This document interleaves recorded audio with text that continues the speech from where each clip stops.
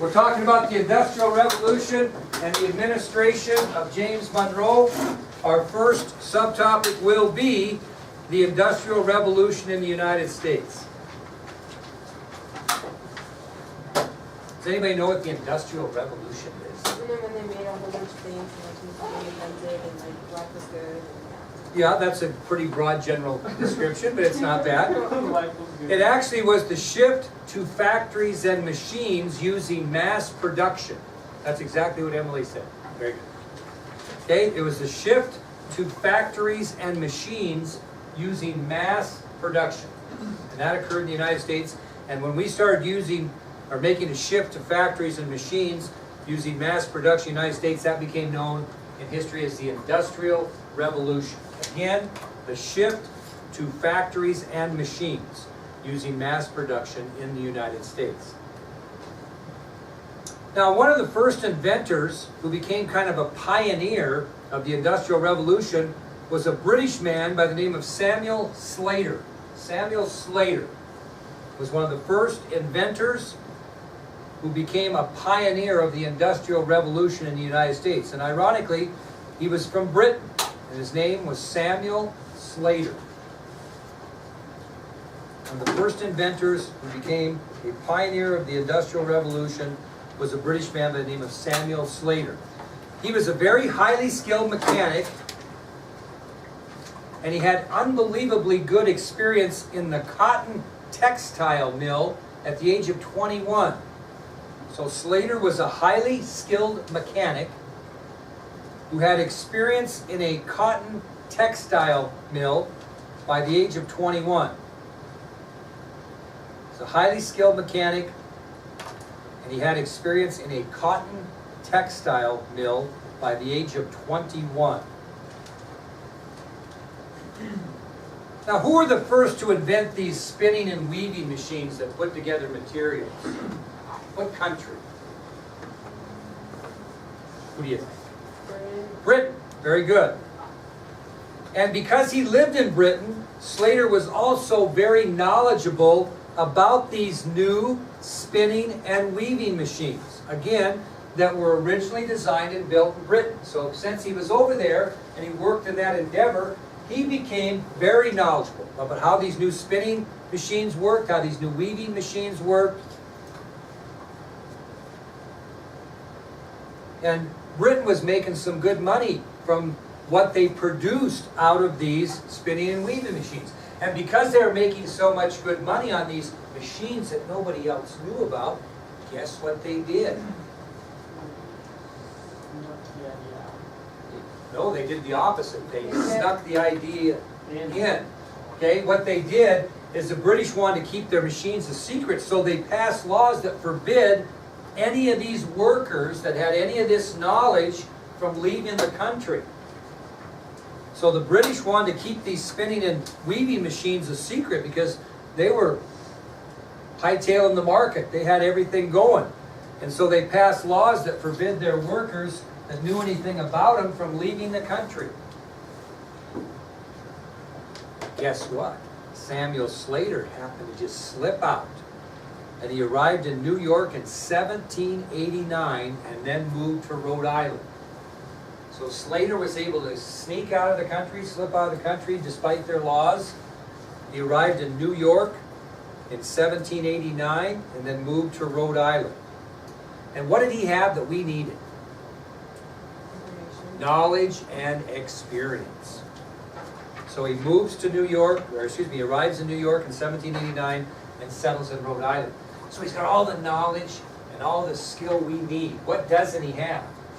Money. Or money. Very good. He has no money or materials. Okay, so you can have all the knowledge in the world. You know, I could reinvent splitting the atom, but if I don't have any resources to do that, I'm not going to, whatever I know doesn't make much difference. So what does he need? What does Slater need? What does the United States need to get the ideas out of this guy? Money. So Slater's going to have to find some financial help from someone, right? And he finds that financial help from a Quaker merchant by the name of Moses Brown. So Slater moves into Rhode Island. He's got all the knowledge and experience we need to find out about these spinning and weaving machines, but he has no money. So finally, a fellow by the name of Moses Brown, who's a Quaker merchant, Quaker is some type of religion, decides to finance him, help him out, give him some money and some equipment, some ways to learn how to do these things. So Slater was given financial help from a Quaker merchant by the name of Moses Brown. Now, because of Brown's financial support, what was Slater able to do? Reproduce those spinning and weaving machines that were used in England. So because of Brown's financial support, Slater was able to reproduce those spinning and weaving machines that were very successful in England. What do you think powered these spinning and weaving machines? No, well, maybe. What? Water. Water power. It could be the stepping thing, but it was powered by water. Well, when you think about how this progresses, because of Slater, other Americans began to build water-powered mills, mainly in New England and the Middle Atlantic states. And within just a few years, Americans were mastering spinning yarn and weaving cloth in these mills. So we became very successful merchants as well, cloth makers. So because of Brown's financial support, Slater was able to reproduce the spinning and weaving machines used in England using water for power. And because of Slater, other Americans began to produce these water-powered mills. Was mainly in the New England and Middle Atlantic states. And within a few years, Americans were mastering spinning yarn and weaving cloth in these mills. Now, once we were able to master that, and be able to produce yarn and cloth in these mills, we established the factory system in the United States. Okay? So, Samuel Slater comes to our country and helps us develop the spinning and weaving machines, which when enough of those are made, all of a sudden now we have a factory system in the United States. He was a very big pioneer of the Industrial Revolution. Another man that became a pioneer in the Industrial Revolution was James Watt. He was a Scottish inventor. He came from Scotland.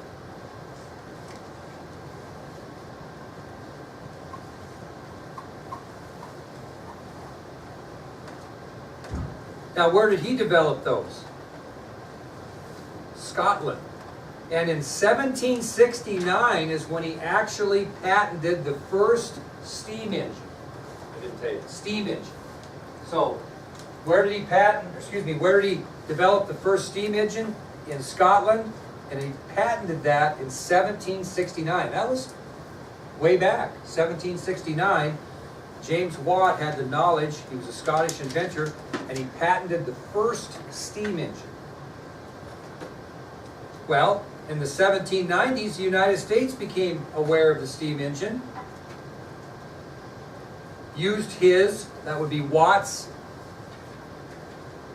knowledge, and by 1812 there were 10 steam-powered mills in the United States. So now we're not running these mills with water, we're running it with what? Steam engine. So in 1769, James Watt, a Scottish inventor, patented the first steam engine. And the United States became aware of the steam engine in the 1790s, and by 1812, there were 10 steam-powered mills in the United States. So James Watt, Samuel Slater, big contributors to the factory system and the mill system in the United States. Any questions on that? Okay, that'll take us to the concept of interchangeable parts. Concept of interchangeable parts. Anybody knew who came up with the idea? Eli Whitney. Yep. The man who came up with the new idea for building machines with interchangeable parts was Eli Whitney. Eli Whitney is the man who came up with the new idea of interchangeable parts. And he decided to put his knowledge to test in 1798. What did he try to do in 1798? Anybody know? Not yet. Oh, God. Yes, he tried to manufacture guns using interchangeable parts. So in 1798, Eli Whitney decided to try and manufacture guns using interchangeable parts.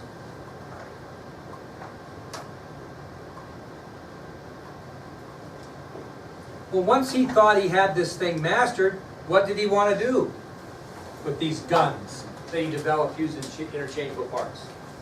Sell them to who? The military, the government. So what he did is when Whitney figured he had it figured out, so to speak, he wrote a letter to the Secretary of the Treasury requesting a contract to make guns with interchangeable parts for the United States government. Okay?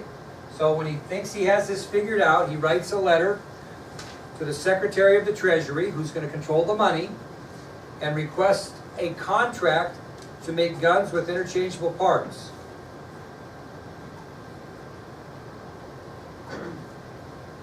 Now, I just should back up and tell you that before he contacted the Secretary of the Treasury, it actually took him 2 years to master this concept of interchangeable parts and guns. It took him about 2 years to do that.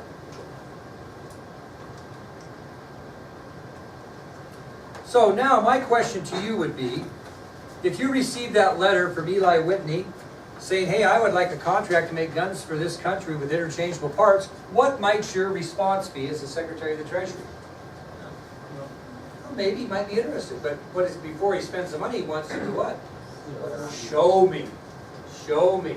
So, in 1800, Whitney travels to Washington, D.C., and he's going to meet with government officials to show off this new product he's made.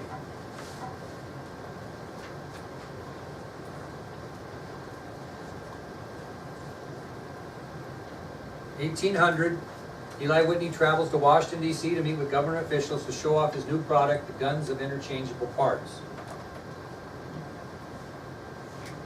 And what he did is he had a big box that contained the parts of 10 identical guns.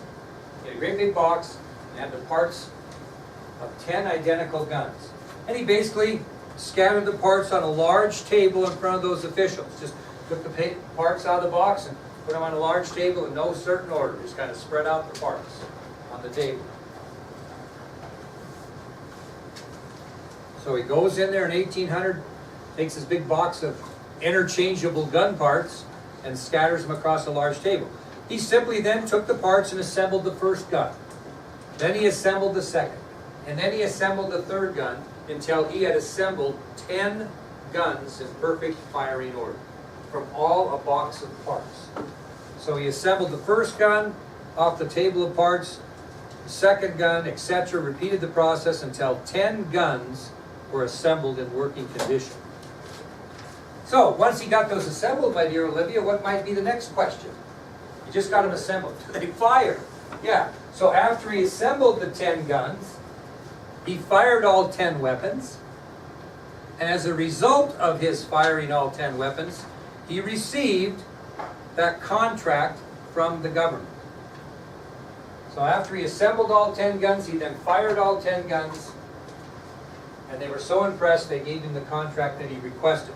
And when he received that contract, mass production in the United States happened for the first time. First time mass production began in the United States. Now I could talk about Eli Whitney and the cotton gin, and I could talk about all kinds of things that you would be aware of, but basically we're going to go through, you know, Alexander Graham Bell is and the telephone, and Eli Whitney and the cotton gin. Lots of inventions. We could spend a lot of time on that. But we're just simply going to move to our next subtopic, which is benefits of the Industrial Revolution. Why was the Industrial Revolution so important? What did it accomplish in the United States? Benefits of the Industrial Revolution. Now I'm going to give you 6 things that the Industrial Revolution accomplished in the United States. 6 things.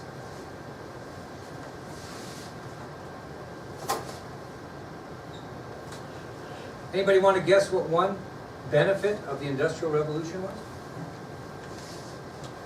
When you got factories going, all these factories Jobs. springing up? There you go. The Industrial Revolution created more jobs. And when you create more jobs, you strengthen your country.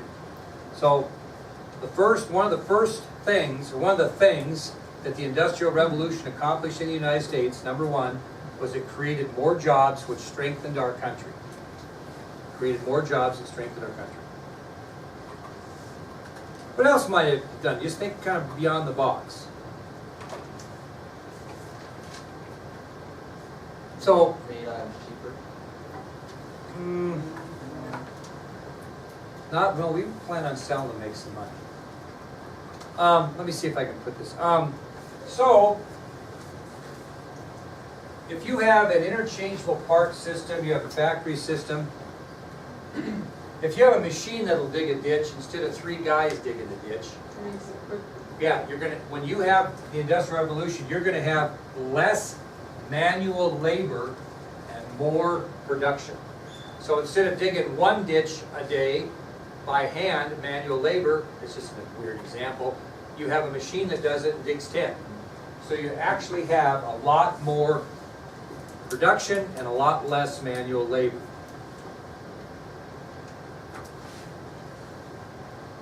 So those are the 2 obvious ones. Well, also, if we have steam-powered engines that run factories, what else might develop out of that?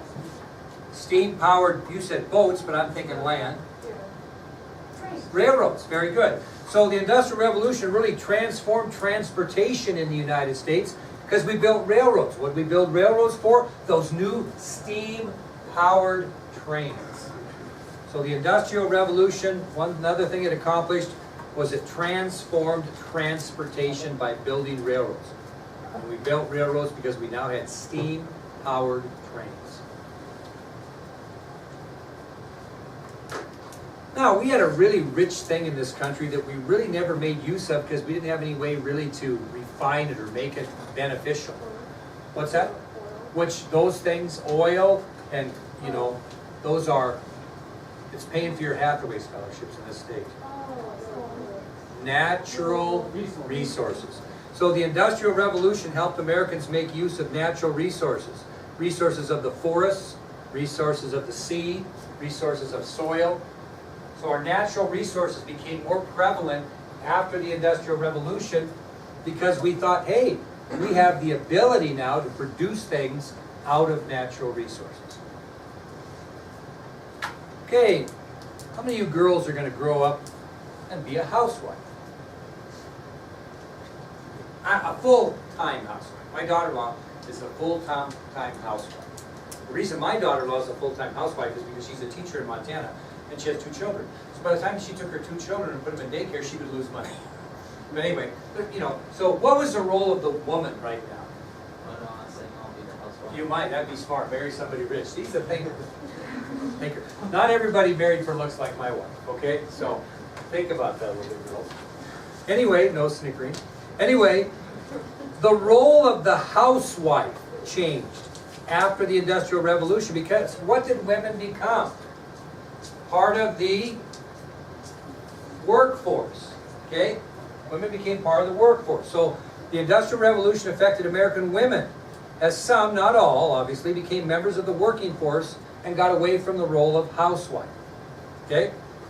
So women started to work during and after the Industrial Revolution. And probably the most important thing that the Industrial Revolution accomplished, and I put a little star by this, is the Industrial Revolution transformed the United States into the what in the world? The wealthiest country in the world. So because of the Industrial Revolution, it helped transform the United States into the wealthiest country in the world. So it created more jobs, strengthening our country. It required less manual labor, which resulted in more production. It transformed our transportation system by building railroads for steam-powered trains. It helped us make use of our natural resources, such as the forest, sea, and soil. It affected the role of the American woman who moved away from the housewife responsibility into the working force, and it helped transform the United States into the wealthiest nation in the world. That was the Industrial Revolution in a real nutshell. I could spend 3 weeks talking to you about that, but you gotta, set your priorities a little bit and where we're trying to get. So that's what we're gonna give you. Now, we're gonna get more into politics. And our next subtopic, and the one we'll finish with, are the famous three. 3 new leaders in American politics are gonna be prevalent from now until many years to follow throughout our lectures, okay? The famous 3 new leaders in America.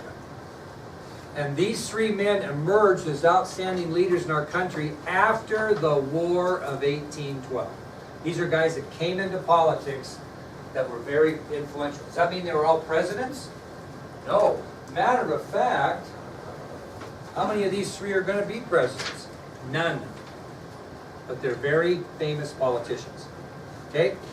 Now, each of these famous 3 are going to come from a different section of the country as well.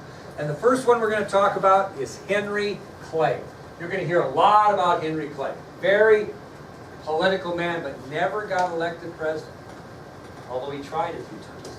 Henry Clay. Anybody heard of Henry Clay before? Okay. He was a Republican from Kentucky.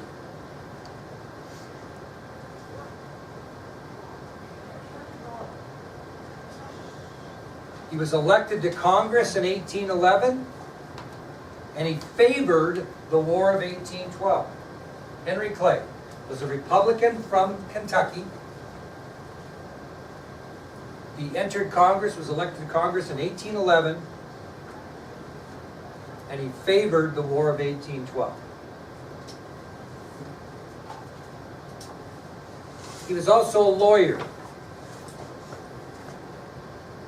And he had a very striking appearance.